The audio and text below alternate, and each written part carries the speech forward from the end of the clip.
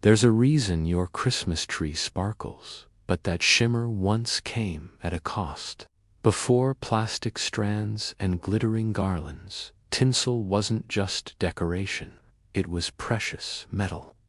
And the earliest versions, the ones that draped European trees 4 centuries ago, weren't just expensive. They were dangerous. Because long before holiday sparkle was safe or mass-produced, Christmas shimmer came from real silver, toxic metals, and chemical experiments that literally changed how the season looked. Title card fades. Gentle harpsichord music rises. The story of tinsel begins not in a workshop, but in a court.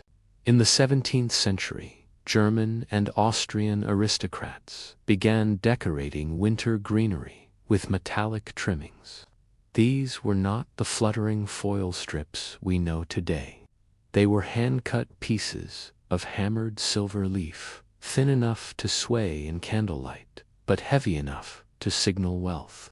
Silver was chosen for 2 reasons. 1, it was malleable, easy to press into sheets. 2, and more importantly, it reflected candlelight. In an age before electricity, before shiny paint, before glass ornaments were common, silver literally made a Christmas tree glow.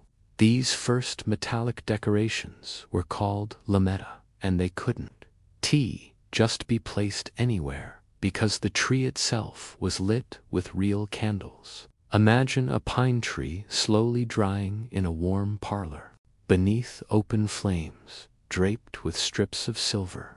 Christmas was beautiful and terrifying.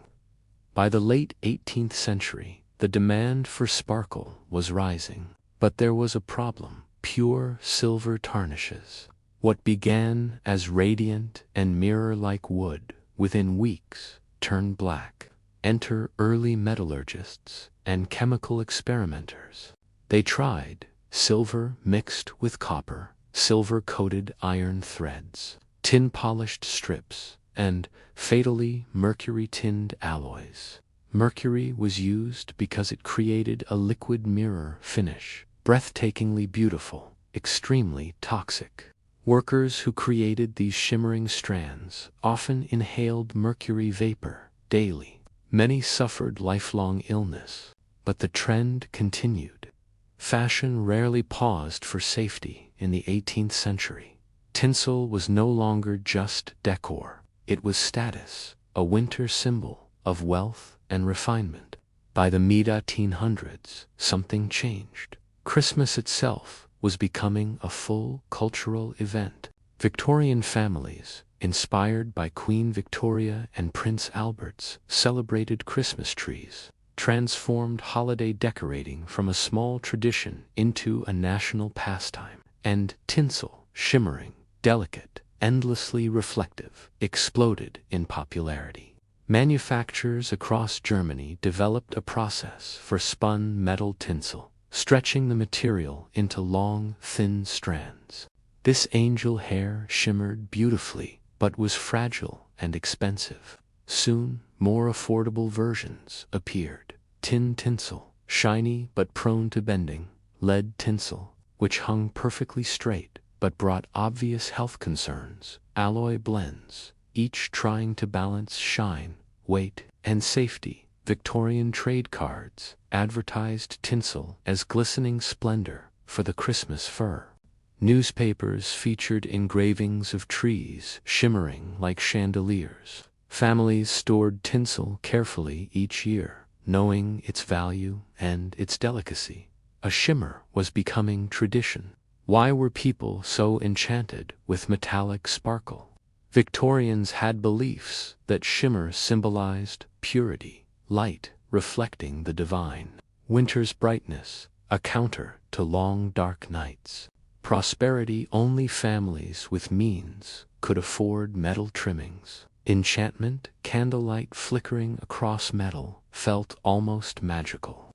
In many ways, tinsel was the original Christmas aesthetic influencer.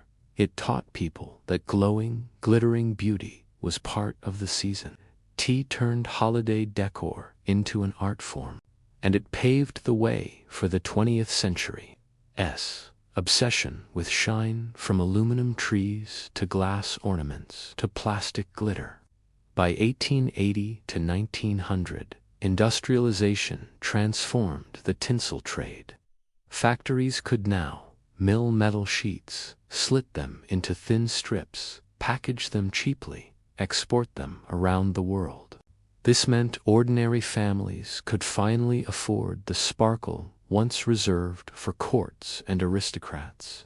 But as metal prices rose, companies turned to substitutes: cellulose, nitrate film, highly flammable, early plastics, foil-coated paper, aluminum strips, a huge trend by the mid-20th century. Real silver faded from use, tin dulled, lead was banned.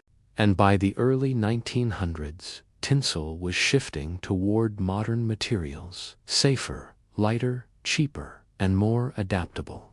The shimmer was no longer a symbol of wealth. It had become a symbol of Christmas itself.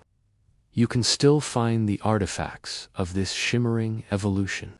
Collector's treasure, 17th century lametta, made of near pure silver Victorian tinsel ornaments shaped into stars, angels, and wreaths. Chromolithographed trade cards promoting metallic holiday trim. Early 1900s tinsel boxers marked genuine German silver, even though no silver was inside. These objects tell a story.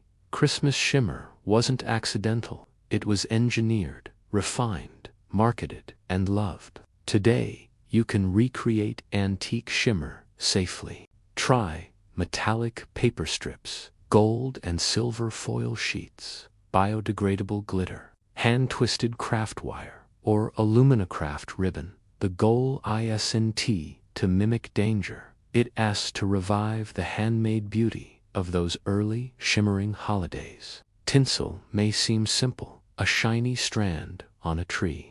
But behind that sparkle is a 300-year story of metallurgy, culture, chemistry, fashion, and imagination. Silver, tin, mercury, and metalworkers shaped the holiday shimmer we now take for granted. A shimmer that once meant wealth, then meant danger, and finally became the universal sparkle of the season.